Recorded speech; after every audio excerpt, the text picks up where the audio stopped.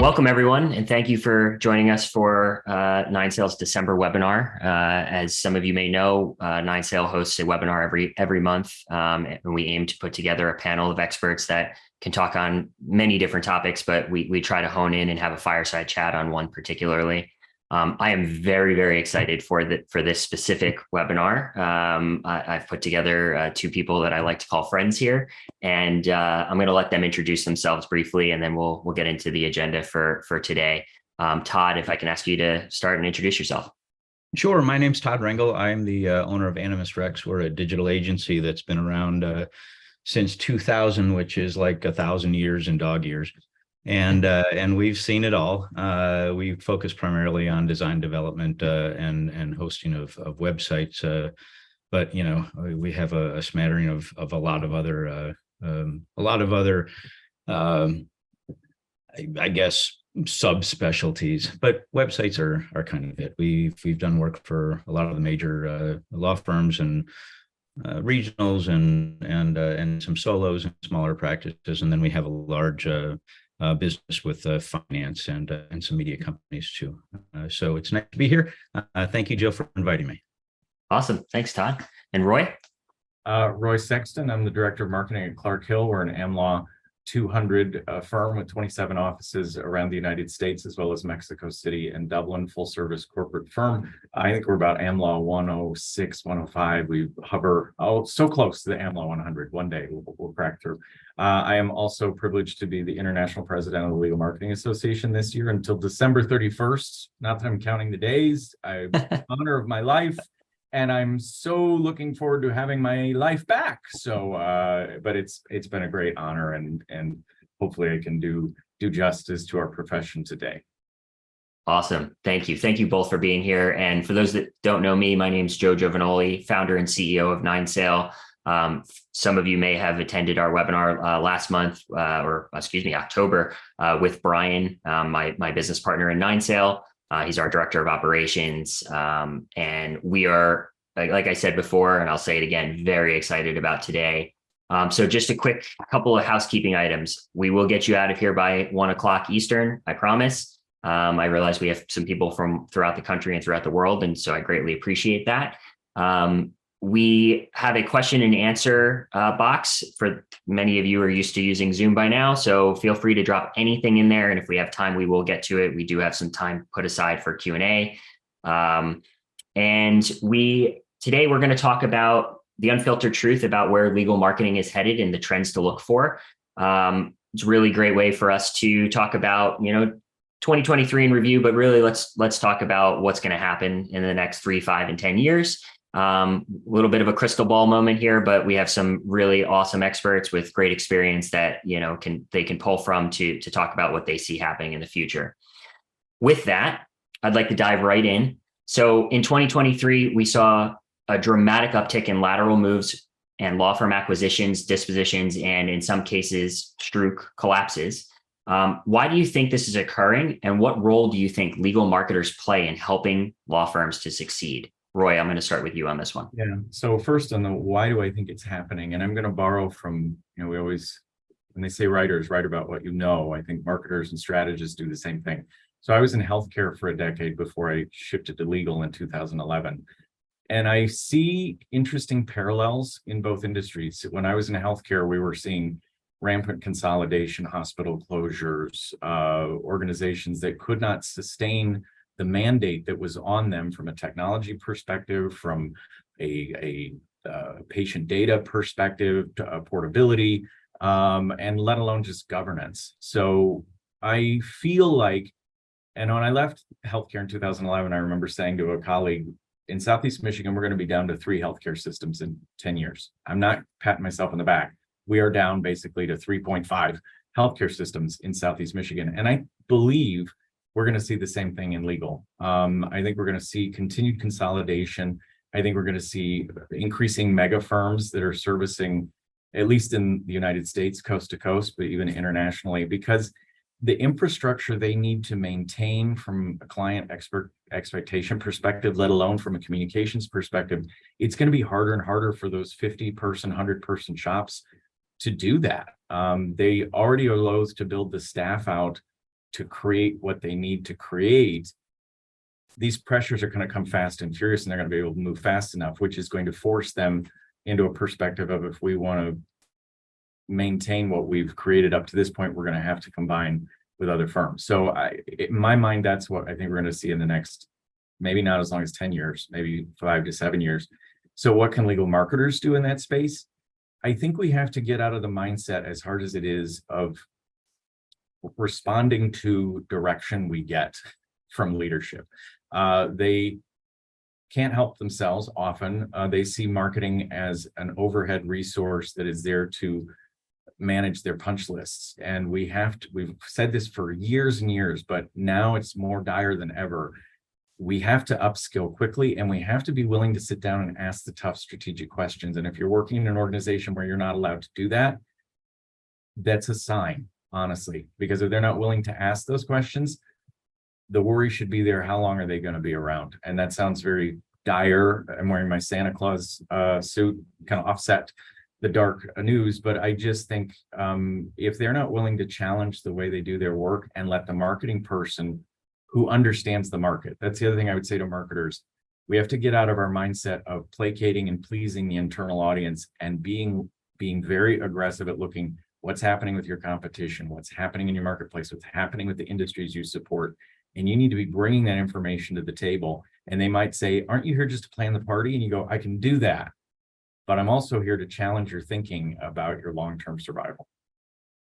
Very well said. Thank you. And Todd, I'd love for you to weigh in on this. Really, what do you think some of the greatest challenges are that legal marketers face today?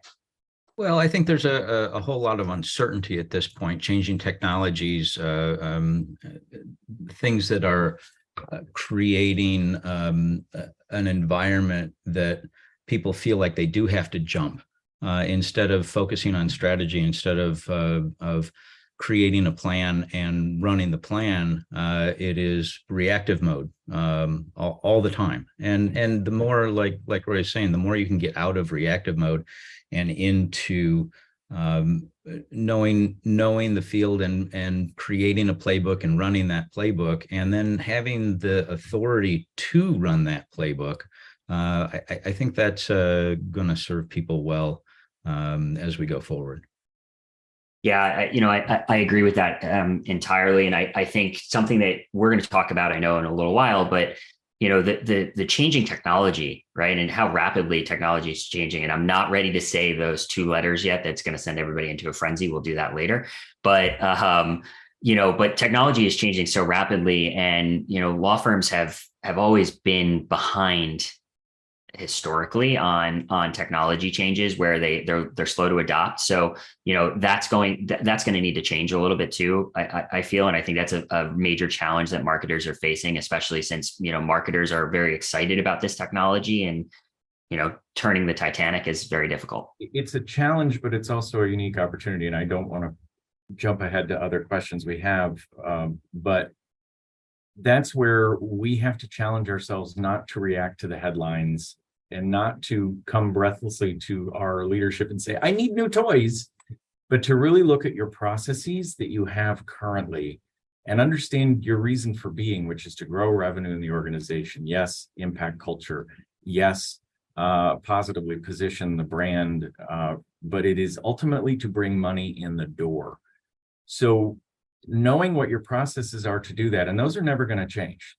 Sales, and that's not a dirty word to me. It's whether you're selling tennis shoes or lawyers or whatever, there are some fundamentals. There is a funnel. You got to have people know who you are. You got to move them down. You got to give them the value that they are seeking, not what you want them to seek. And then you need to move them toward the purchasing decision. That will always be the same. Now, what are your processes behind that? And we'll talk about structure in a minute.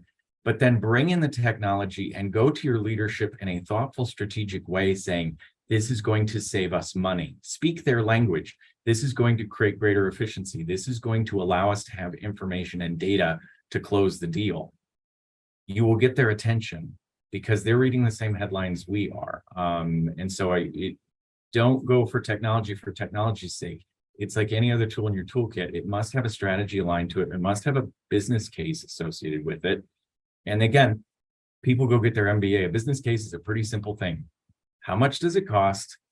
What will I get out of it? And what's my plan to measure its success, and what's my plan to sunset it if it's not effective. So yeah, absolutely. No, thank you for that, and we will dive into that a little bit later on as well. I feel like we just lightly touched this, so let's dive into it. Where are legal marketing departments wasting efforts right now, and where should they be focused? And Roy, we'll jump back to you on this one. I will proudly own my own prejudices in this regard. I hate events. I hate social activities. I hate gifts. I hate swag. I know they are things we cannot dispense with, but if we're really honest with ourselves, they are positioned to please an internal audience primarily. And they waste the time of marketers who should be focused on the product that we are selling, which is the contents of the brains of the attorneys who are part of the firm. And that is not necessarily conveyed in a mixer. There will always be value to getting together socially. I'm not that big of a misanthrope, but there's a lot of waste there. And not just in the expense of the event, because the attorneys don't want a lean event. It's like they didn't have enough birthday parties as children. They want to impress people with fancy canapes and the best wine. And I have been on the receiving end of nice dinners and gifts, and I have fired people the day after they give me the gift. When we were prepping, someone gave me a lovely Hamilton coffee table book, and the next day I let them go, a service provider. It doesn't sway me, and I don't think it sways our clients. Does it create opportunity to have conversation? Great, sure. But I think you have to focus on what matters. And to me, that's where the waste is. And again, I was going down this path. It's not just the expense, it's the distraction that it causes. So I have an events person. She's wonderful, but she's constantly in this churn of, I got to please this person and their way of communicating with me and their way of communicating with me. And and you're more worried about the internal audience. And then I'm worried about her. And is she successful? And that's pulling both of our brains into things that could be placed elsewhere. I could be looking at technology that will make sure our thought leadership gets immediately into the hands of the targeted person I want it to, versus having that rely on chance because I'm distracted with 1,000 other things. And I think the marketing leaders have to look at that strategically. You're not going to be able to go in and say, I'm done doing events. That's never going to happen. But if you can shift them to something that's substantive and align them with the other things that you want to have in store, and show them what the other options are and educate them on those, that's where you're going to have to put your energy, because otherwise you're going to be constantly in a reactive mode and you're never going to get on top of what's coming, the tsunami that is coming. And the bang for your buck, events versus other things. I mean, you can do a lot of stuff for what a major event costs. Yep. Right. So Todd, why don't you dive into that a bit, because you get to take a different perspective to this, right? Which is the partner side of things. Yeah, for the nuts and bolts of it are that I see marketers, pardon the analogy, but running around with their heads cut off, like a chicken with their heads cut off, in reactive mode all the time, because they're not empowered to just run their plan and say no. They're at the whim and mercy of high-powered personalities within their firm, and honestly, being in reactive mode doesn't do anyone a service. It's not a good work product at the end, because it's always done under a time pressure. It gets people upset, excited, not in the moment. They're not planning long term. When it comes to things like websites, we deal with this all the time, but this partner wants news over here instead of over here, like the rest of the entire firm, and often they get their way, but what a distraction and what a waste of time and money, and the efficacy of news over here versus news over there,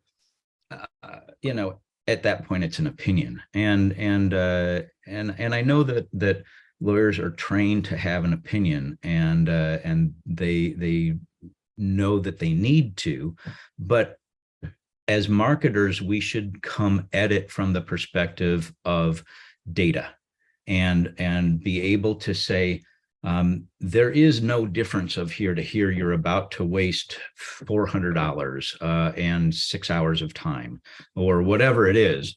Do you really want to do that? And have support from senior management to be able to say no in frivolous cases, and be supported in that. And that's hard. That's a hard ask. So often it just happens, but there's efficiency going out the window. And I think the other place I see waste creep in is two other elements. We're getting more sophisticated with client teams and client voice of the client. When I was in healthcare and my teammates get tired, they were like a bingo card where I said when I was in healthcare, we actively sought out patient information on their experience.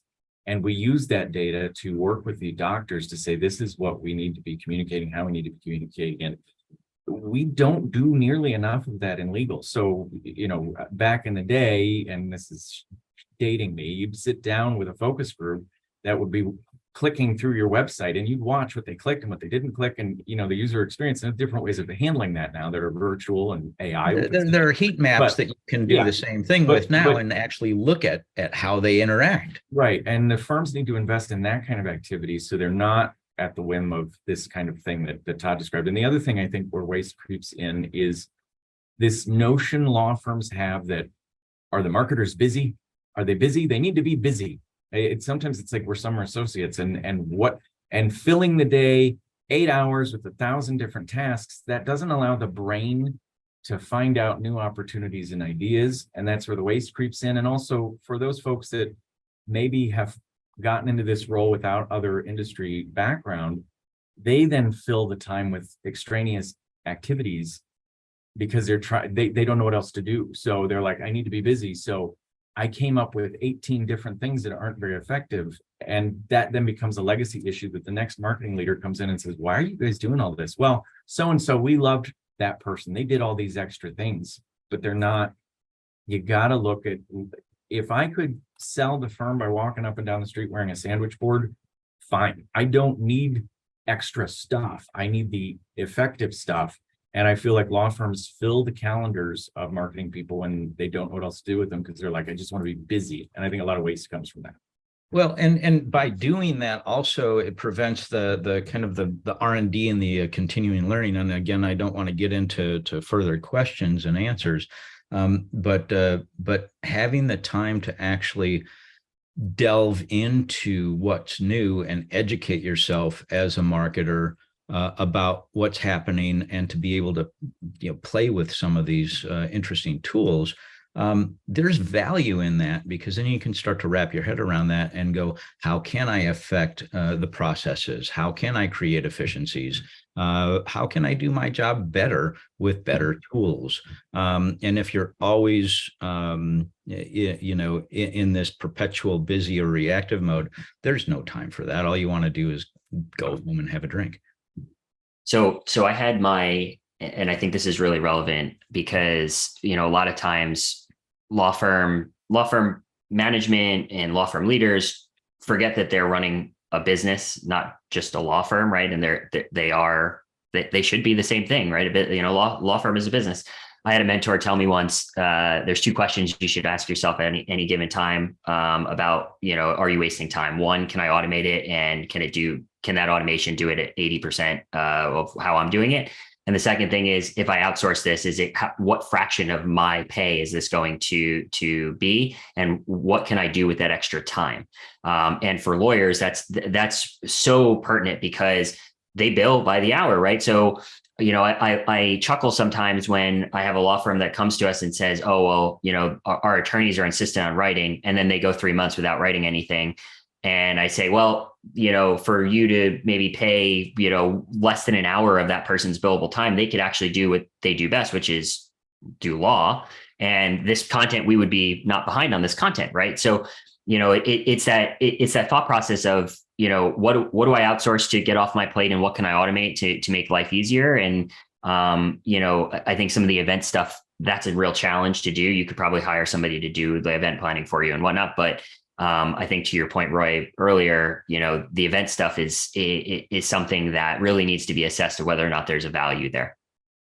So really great on that. We'll get back to that for sure. I saw a question come through, so we'll be circling back to that for sure. So Todd, what do you think the law firm structure will look like in the next 3 to 5 years? And if you want to really gaze into the crystal ball, perhaps 10 years? Oh, Lord knows. Things move so fast, but I imagine further consolidation, as Roy's already touched upon. I think remote is going to be the norm in many cases. We deal with a lot of different clients. One of them just invested in a company that drives cars remotely in like forklifts and stuff, and you get people sitting at desks in a server farm kind of thing, driving forklifts in a warehouse 1,000 miles away. And if forklifts are remote at this point, and delivery trucks and whatnot, I just think remote is where it's going to be, super low latency and whatnot. But really, I don't think anyone knows where things are going to be. So I think the big picture question is how do you personally stay relevant within this? And I think keep educating yourself, become smart about emerging technologies, insist on implementing those, push your firm to engage. And I never forget that at the end of the day, you're trying to connect with somebody. You're trying to connect on a human level. And I think if you do that, you'll be fine no matter where things go, because you're keeping yourself personally relevant. And I will take some hot takes on where I think things will go, and I'll probably be totally wrong. But to the comments I made at the beginning, in terms of your point, how a law firm structure look. Again, I'm probably going to borrow too much from healthcare, but at some point, healthcare systems realize doctors do not need to be running this facility. They have their own guild, their own feeling of their quality infrastructures, things like that. But they eventually shifted far earlier than legal, obviously. The administrative side is completely business people. There are doctors that creep in there.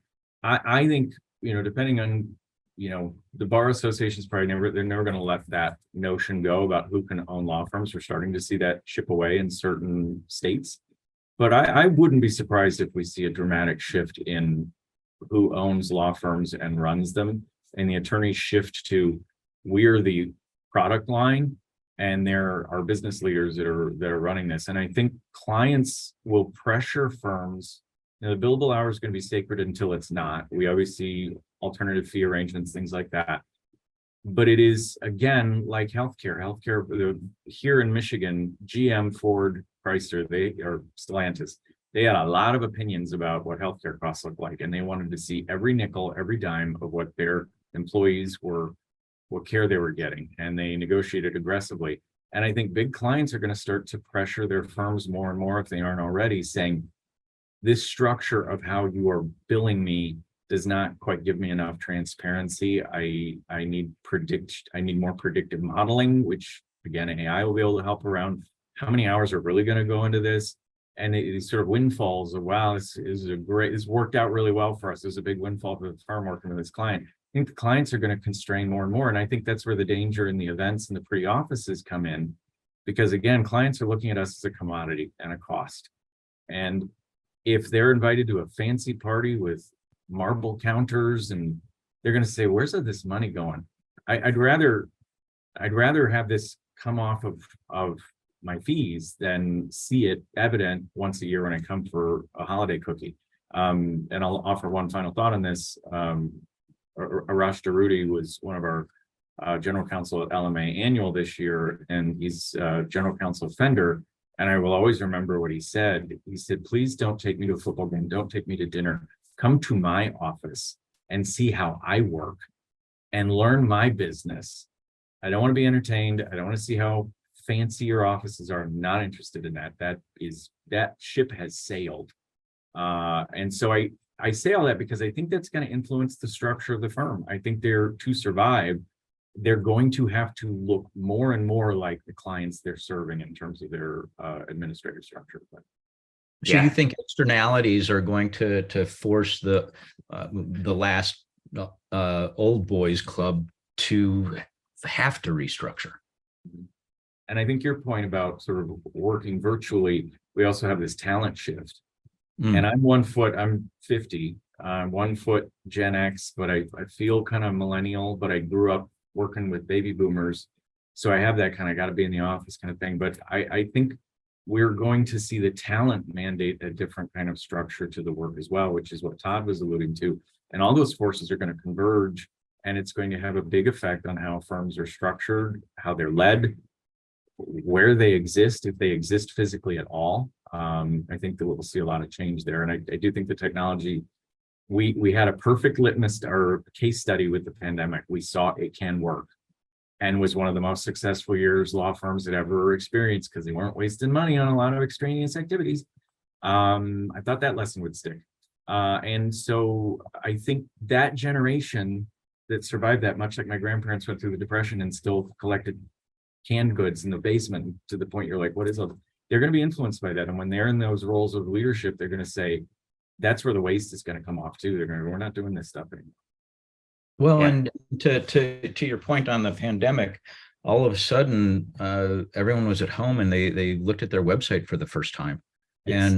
And they're like, oh, we spent X millions of dollars, remodeling, and our website is now what people see.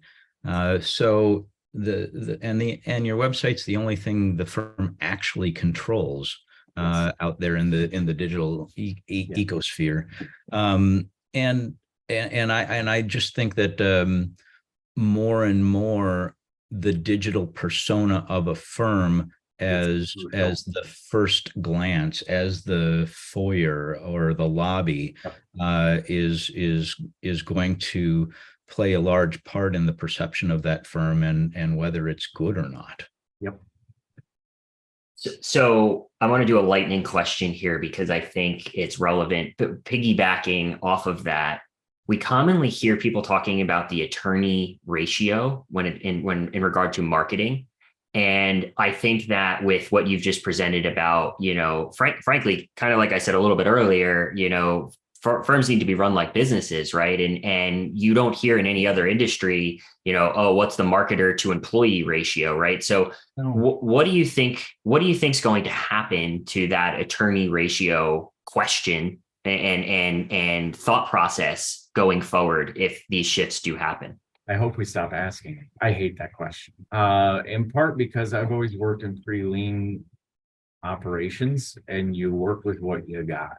And so when we get into that, and I blame the marketers as much as anybody. It's like they have 5 marketers for every attorney, and we only have 1.5 or whatever it is. I can't keep track of the ratios because they mean nothing. They've never been applicable where I am, because the firm is going to spend what the firm is going to spend. And the marketers who are worth their salt are going to say, okay, these are the people I got. How am I going to deploy them against the things that matter? And the pandemic offered us a unique opportunity. I was deployed, what I inherited was a geographically distributed marketing team, and each coordinator was supposed to know all the things for like 5 different offices. It's ridiculous. They can't, someone who's at that part of their career, they can't do everything. And the marketing generalist, yes, you need to have exposure to a lot of different things to decide what your major is going to be, but it's also unrealistic to take somebody and pay them $75,000, $50,000, $60,000, and they're relatively out of college, and they're supposed to know how to update the website, plan an event, do pitch and proposal, order swag. It's silly. So we moved to a functionally based model where, yes, people can lean in because they've had that other experience, but what are they good at and what do we need? And because a lot of the other stuff fell away for that year, I made hay, and we're like, we have a DEI person who also is managing all our social media. We have a writer who's also managing all of our media relations. We have an events person who's doing it for 27 offices, not one doing it on the side for 5. And then they can look on scale and say how many webinars. We can be strategic because we have one person looking at all of it. We have one MarTech person now who's looking at what tools should we be, and they can be our skunk works, looking ahead and saying, here's some new stuff. I know what the team is working on. I have a new solution that might make that easier. So we're able to do what we do with about 19 people on our team. 12 are designated marketing. So that's my side. We should have more people by the ratios, but we're getting it done pretty handily, and they have breathing space. They're busy, but they have breathing space to think proactively and innovatively. And to me, that's the question. What are your priorities as a firm? What is your marketing strategy? Is it primarily digital? Are you a small firm that has to have great relationships with accounting firms? Okay, great. Whatever it is, figure out what that is, and then figure out how are you going to support those needs, and then figure out the staffing that works for that. Because the attorney to marketing ratio buys into this, I'm an attorney and you're Kinko's and you need to just do all my stuff. That's where those Right. ratios come from. The Yeah. attorney should not be driving what marketing product is happening. They should be an input. They should be a content generator. They are not managers. Boy, Very well said. I got a little hot there. Sorry. Very well said. I know. I love that. I love that. And that was exactly what I was hoping for. Todd, do you want to weigh in on that? I don't have a lot to add because Roy's just perfect in his answer. The only thing that I would say is if you don't have enough people, you start to then look outside for that. And does the firm end up spending more money because they're approaching it as headcount versus total spend, and vendors can be more expensive than internal folks if the function is an ongoing sort of function and there's expertise that's required. So I would look at it more of a what do we actually need to do versus what's the head count involved. Right. Awesome. Thank you. So it was just touched on digital marketing. It's something that law firms have slowly integrated into their marketing plans and tactics. What is one thing you feel every marketer should be going forward looking into in terms of digital marketing in legal? What's the one thing that you think digital marketers need to focus on going forward? Todd, we're going to start with you on this one. I get this question. Okay. It's such a large question. And I think if you had to boil it down to one thing, I think it's learn the basics. So many people are lacking basic digital skills and an understanding of how the web and digital more broadly works. For instance, do you have a Google business account? If not, get it today. Do you have an Apple business account? If not, get that today. Why? Apple Maps, Google Maps, right? Knowledge panels, review, et cetera. There are so many times that I have seen people get stuck. We changed our office address. We moved, and now Google thinks we're over here and Apple thinks we're over here, or the business closed, and nobody knows that there are actually these things in place, and they're huge and they impact it. And if you're doing it after the fact, it takes time, and you have to prove that you're an actual business. You can't just, do this willy-nilly, because Google's reputation and Apple's reputation are at stake, and it can take several months to do that. It's getting better, but it's hard. And just that simple thing is one basic that I don't know. I don't know of. There on a handful of clients knew that Apple Maps and Google Maps were able to be affected by the client directly, and that you could sign up. And if you're doing that, especially on Google, use the same account that you're using for your Google Analytics. Use the same account for Google Analytics for, AdWords or Google Ads. Use that, for your Search Console and for, your Apple Business or for your Google Business account, so that they're all tied together and they all interoperate. Digital is controlled by 5 entities mostly, and maybe a 6th that's a little under the radar. And if you don't know who these companies are and how they work and what kind of products they offer and how you're working within them, you're really at a loss. Just quickly, Apple. Apple is the largest tech company in the world with a $3 trillion market cap. As far as marketers, it's iPhone, which is Maps and Messenger, the App Store, which is everything, tablets, computers, entertainment. Microsoft is number 2 with a $2.7 trillion market cap. The Office suite. Microsoft owns LinkedIn. They're the major investor in ChatGPT and cloud compute, and they're a major cloud computing company. Amazon. We don't think of Amazon as a tech company, but it is, right? We think of Amazon as where we get, toothbrushes. But they're the largest cloud computing company by far, and they have Alexa, right? NVIDIA, you wouldn't think of NVIDIA as a large tech company, but they're number 5. They've got a $1 trillion market cap, and NVIDIA chips power most of what we consider as AI. There, I said the word. All right, you gotta Okay. put the money in the All right. jar. And then Facebook. Facebook drops down under $1 trillion with an $820 billion market cap. And they've got Facebook, but they've also got WhatsApp, which as soon as you get out of the United States, everything is about WhatsApp. And they own Instagram, which if you're, under 30, it's the only thing you look at. And then Twitter is just not actually, relevant much anymore. Or It's X now. X. So learn what they do, how they interact with each other. And the one thing they all have in common is AI, because they're all starting to function with AI, and they're all in this AI, arms race. And it's just interesting. But learn the basics. Can you crop an image? Play with the tools, get good at them, et cetera, et cetera, et cetera.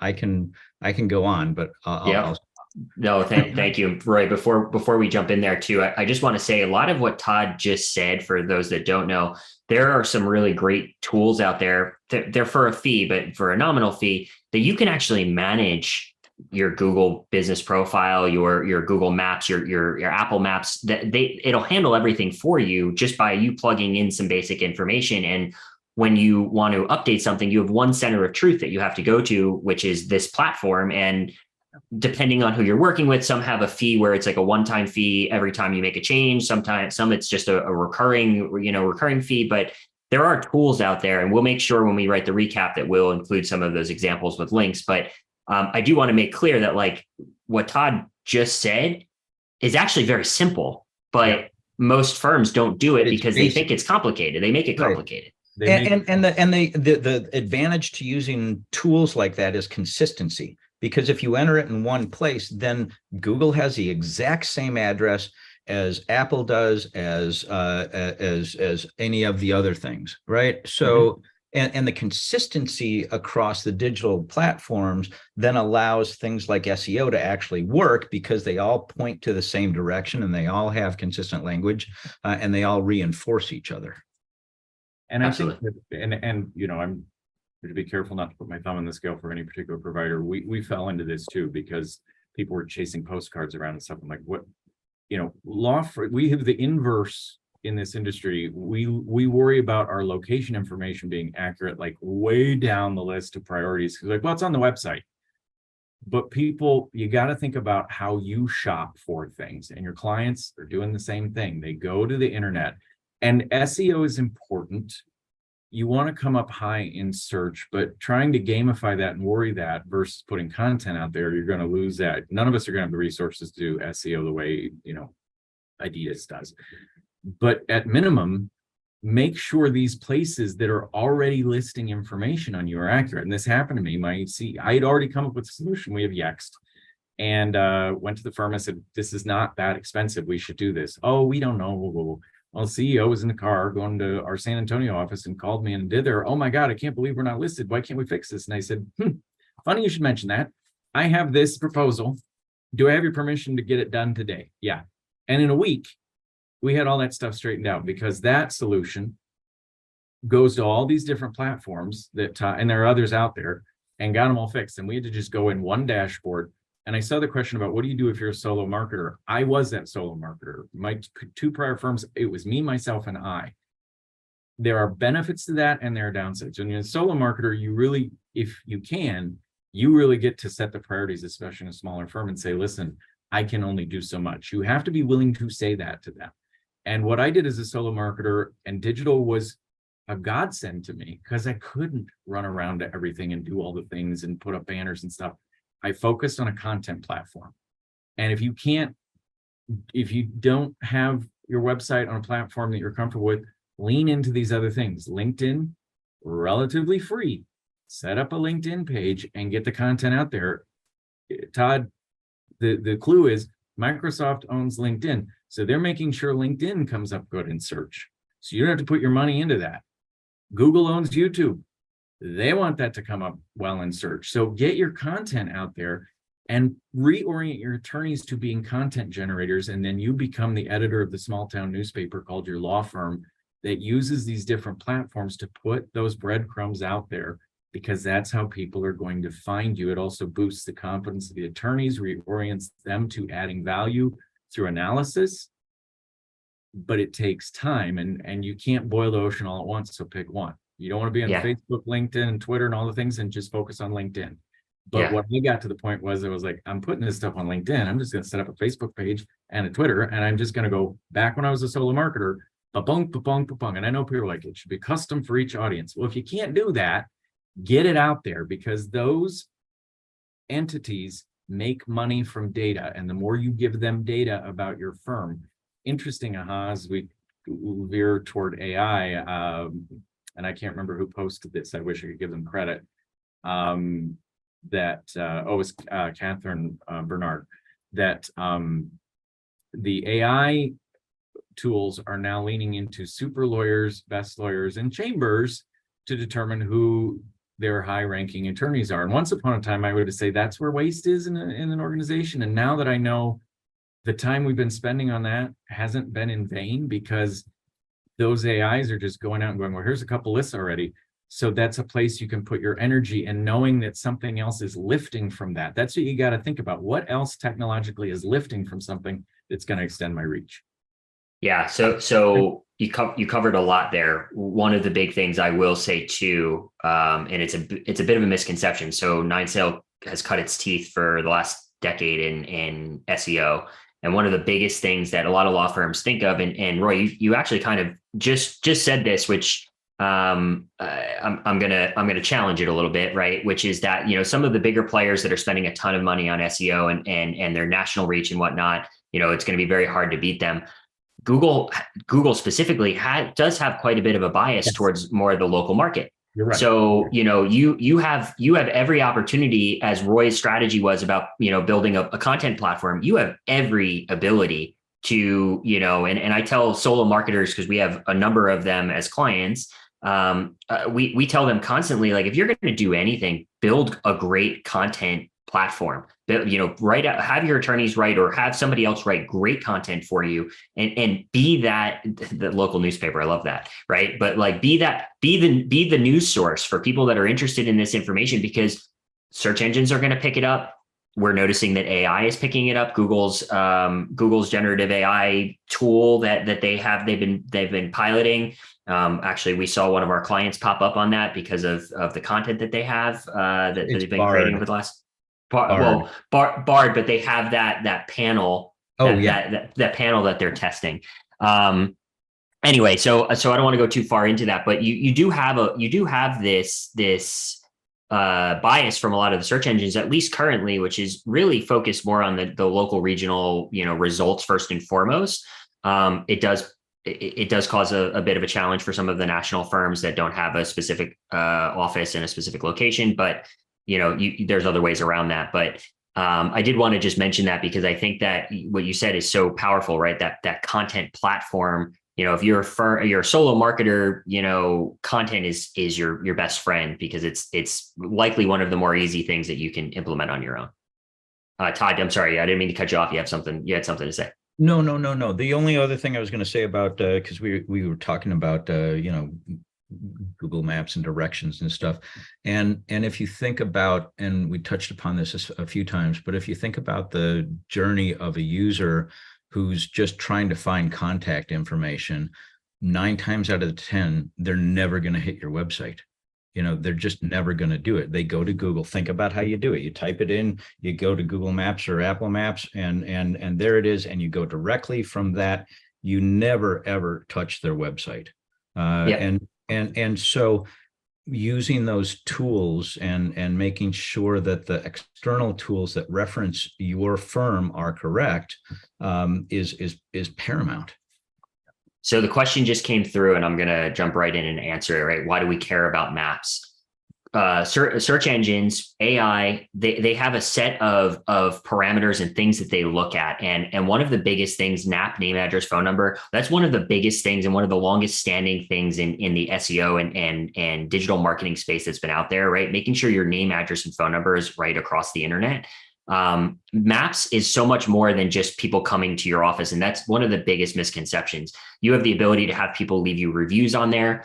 Many types of law firms are allergic to the word review, but you have the ability to have reviews put on there. But these search engines are really looking to validate your business through the tools that they have accessible to them. And it's kind of like that unspoken first step that they take to make sure that you have your house is clean, your house is in order online before they start diving into your website. Because that's what we all do. We want to have that external validation. That's why LinkedIn is so powerful. And I say to the attorneys, if you meet somebody, they're going to go to your LinkedIn probably before your LinkedIn profile is going to come up before your web bio, chances are. So make sure that's up to date, have a photo.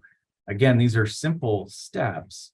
But I agree with you. They're not going to bother to click through the website. They're going to see whatever comes up first. And if it's inaccurate, they're also going to take an impression of you as a firm going, God, you can't keep this. You got your hygiene's that bad in terms of your location. And some of these also allow you some news feed opportunity as well, depending on the entity you work with. So you get a benefit of the location is correct. And also you're getting news feed. And on the review piece, yeah, none of us like reviews, but they're going to happen whether we want them or not. So we can just put our head in the sand and say, well, we don't look at those, but other people do. So figure out a strategy around that, even if it's just simply being aware of what is being posted there.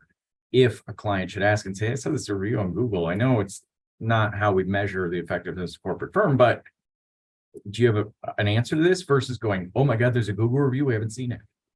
Yeah. The other thing I want to add to your point, Joe, Google Maps started as local, right? And it grew into Maps, which then grew into Google My Business, right? Which controls the knowledge panel.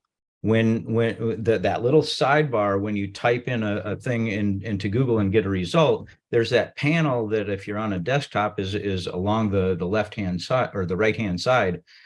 That panel is directly controlled by Google My Business and the aggregated information in there. So that's why we care about Maps, because it's more than Maps now. It's an aggregate of information. And they changed their name of that like it's nothing. It's now Google Business Profile, right? Yeah. It's because they just keep adding things to it. The question came through, and if you are both okay, I'm going to go to the questions here. We've had some really good ones, and I think they're better than the ones that we talked about. And so we've been on the AI. Let me say this, because you did have a question about AI, and I just want to make my hot take there, because we've been weaving it in. And the point that I would make is, don't look at AI as something extraneous or separate you need to chase. It is already baked into all the things we're describing. So get smart about where AI already exists. You've been using it for years. Don't get this. It drives me crazy. Every year, all the marketers are like, AI, blockchain, Internet of Things, Clubhouse. Great. People are trying to make names for themselves, seeming smart on whatever they think the hot topic is right now. Good for them. But you as marketers need to be more utilitarian in that and say, I got AI already. Where does it exist? And how can I fully leverage it to extend my reach? If I'm short-staffed, AI is going to help you a lot. So yeah. And to build on that real quick, there are two types of teams: those that don't use tools and those that do, right? Yep. And AI is just a tool. Yep, exactly. So there was a question about Google reviews and how to get attorneys on board. I'm going to share a quick two-minute story here. We have a client, of several clients that do reviews. I would say about 30% of our clients do review requests very, very well. But one that stands out for me is that when the marketer actually on a monthly basis reaches out to all of the key partners, the revenue generating partners on the team to say, tell me one new person that you worked with this month that you had a great outcome for, or that expressed their gratitude to you. And I thought that was so powerful, because first and foremost, it gives leadership an ability to see the positive feedback that you're getting. It validates that these attorneys are actually getting positive feedback. And then it gives the marketer an opportunity to either say to the attorney, here's a link and here's a little snippet. Would you mind sending this to that client? It would be really great for our digital marketing to get them to write a review. Or if you're more comfortable, I can reach out on your behalf, and I'd be more than happy to, establish a quick relationship with them and see if they'd be willing to write a review on your behalf. Yeah. It's such a seamless process, and they were so hesitant to do it. And then all of a sudden, I think they're up to 400 reviews. They obliterate the competition when it comes to the local search for anybody searching in the local market in the map pack. So, it's more of a mental block that most attorneys and firms have than, reality. People were used to writing reviews for everything. And why not get a good positive review from somebody is going to write you a positive review? So that's what I have to say on that. I don't know. I would love to do a case study. I love attorneys. If you're out there, we love you. But I don't know if there was a lot of rejection in their lives or what. They got turned down on dates. Because there's always this moment of, it's better if you send the invitation to the thing, they're likely to come. Nope, let that come from marketing. Or I don't want to ask for this. I don't want to ask for that. I don't want to ask for the fee increase. Why the hell not? And so what I'm also hearing then that is, if you can create an intermediary to help make that happen, great. But they're more than happy to want to be on best lawyers, super lawyers, chambers, all those things. Some of them require client testimonials and other pieces. This is just another version of that. And quite frankly, I think the other spin to put on it is, don't you want your positive clients leaving reviews versus the negative ones? So you're never going to, they're always like, well, we need to take that negative review down. I don't have that power. I'm sorry. We can respond to it, but we don't want to do that. Okay. Then we can dilute it with positivity. So that's another.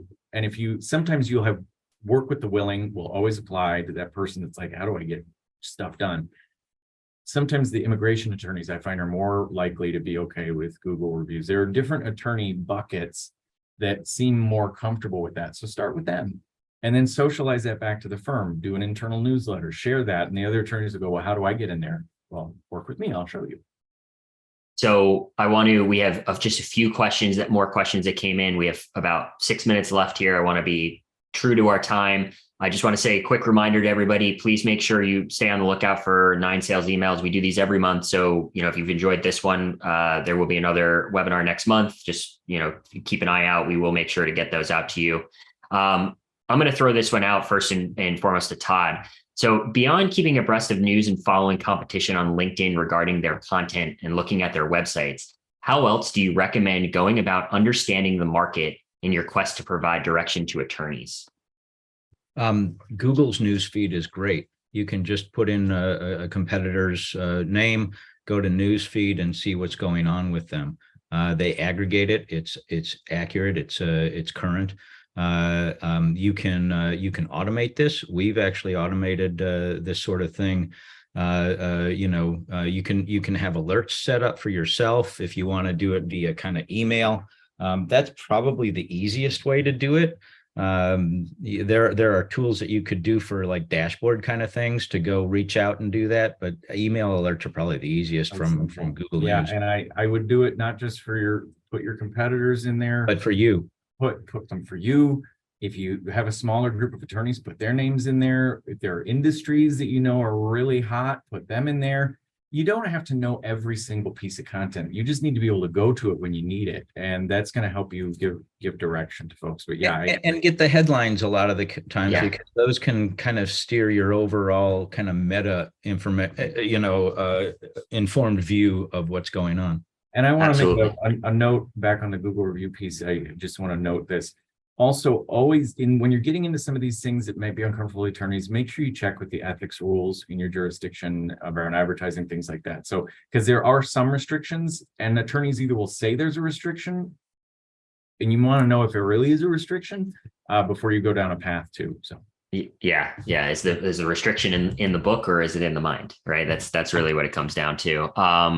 Thank you both for answering that. How will experience management, Roy? This is dripping with a question for you. How will experience management evolve? It seems like it's not valued enough at some firms. Excel spreadsheets shouldn't be the way to manage experience. But again, I think we're attacking the symptom, not the root cause. When I worked at Deloitte, another job 100 years ago. Experience manager, this is 25 years ago. It was just there. It was part of the requirement of who you were. You had to put that in so they knew who they were going to pull into customer teams, client teams. I feel like the barrier here is attorneys don't really want you to know all of their experience. They want to massage it into a bio in the way they want it, but it starts to dilute what they think differentiates them, because they're extremely competitive with each other, even within their own organization. So I think until we cross that hurdle, that they actually will benefit. And we've gotten there. The pandemic helped us a lot. We've grown through acquisition. There was still a lot of regionalization, but they suddenly got wise to, oh my gosh, I have someone who does retail really well in Dallas. I didn't know. And they're working together. They're creating their own experience management. We don't have a great way of tracking that right now. I think you can use Asana. There are different, lower cost options if you can get the attorneys to willingly put that information in there. But I think the thing you want to solve for is that they get a benefit from having that material shared among themselves. Because until you cross that, it doesn't matter how you collect it or where you collect it. They're not going to support you investing in an infrastructure. And then they're not going to, and even if they do, they're not going to put any content in there. So you got to sell them on the idea that you guys are going to benefit from knowing. Again, clients want to work with a team. They're not interested in working with a cow person. So, you got to sell them on that. And then I think you can get to the experience management piece. And that's a big mind shift, going from the fiefdoms to the team, to the entire, firm is another one of those big mind shifts that's going to need to happen. Thank you. Yeah, appreciate that. So I'm going to finish this last question. I think it's going to go a minute or two over. So for those that want to hop, right at the time, feel free. But we got a question here. Where do you see DEI moving given the lawsuits that against law firms? Roy, would you like to start? I think DEI is not going away. And interestingly enough, last night I got a little spicy on LinkedIn. Someone was looking at this offering and said, "You're three white dudes." Not an invalid question. And I said, well, I'm gay. And they said, well, that's nice, but. And I said, well, that you're kind of minimizing my diversity. We're always going to struggle with this. And we have to have the intentionality, regardless of lawsuits out there. Our clients who want to pay us money expect to see a diversity of voices around the table, and in a way that they have been included in the process, not just tacked on at the end. So if you've got a pitch team that's sitting together, and you need, again, look at your client. What are their values? It needs to be the business question, which will lead to the value question. You got to look at your client. You're sitting down with your prospect and say, what do they value? They will have statements around diversity. How are we presenting to them? And are we doing it in an authentic way? That's going to change the culture, because again, you're speaking the language of the attorneys. They want to make money. They want to win.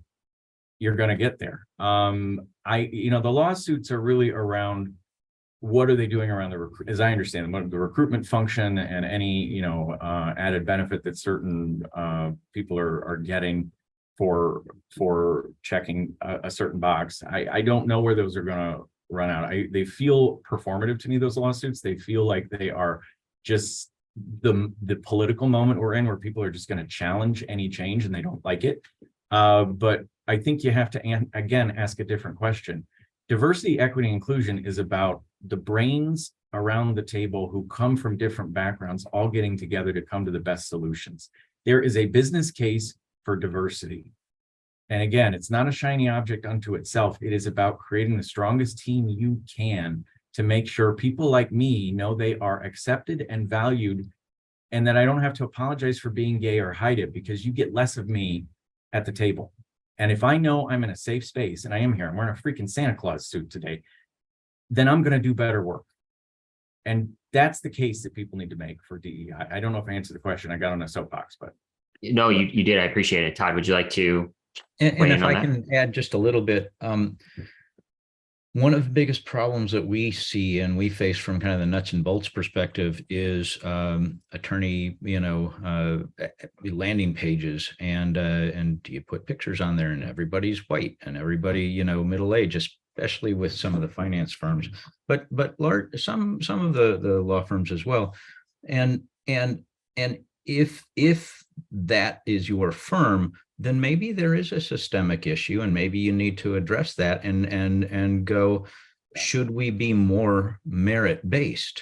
and that's for senior management to kind of take a look at. But the fact of the matter is, I've run into firms that are really merit-based, and it's not an issue because it's baked into their culture. And I went to do the landing page, and we looked at everyone. I said, this is great. Leverage this. Your competitors don't have this. So make that and sing it from the rooftops, because a diverse firm is going to be a better firm because the community they serve is diverse. Yeah, absolutely. Very well said, both of you. Thank you everyone for joining us today. Roy, Todd, thank you so much for this spirited conversation. I think I speak for everybody when I say that everybody got some real good value out of this, and some great nuggets came out of it. Be on the lookout. We will send an email recap here. There will also be a recording for download. And again, we hope to see you next month at our next webinar. Have a great day and happy holidays. Thanks for having me. Thanks so much for inviting me, Joe. I appreciate it. And Roy, for being a great partner in this. We had fun. It was anytime. Absolutely. Thank you all. Take care.